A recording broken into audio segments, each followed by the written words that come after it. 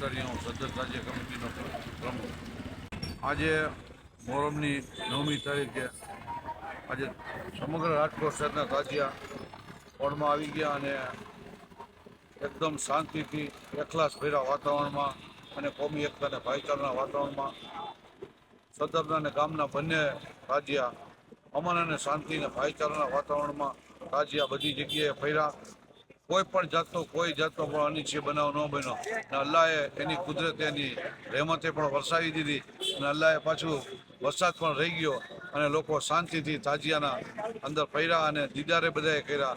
ખાસ કરીને હિન્દુ ભાઈઓ પણ મોટી સંખ્યાની અંદર અહીંયા દર્શન કરવા આવ્યા અને પોતાની માનતાઓ જે હતી એ અખલાસ અને મોહબ્બતથી પોતાની માનતાઓ પણ પૂરી કરી.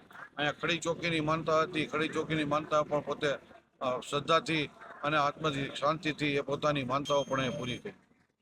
જે ન્યાજ વિતરણ કરવામાં આવે છે તેનું મહત્વ શું હોય છે?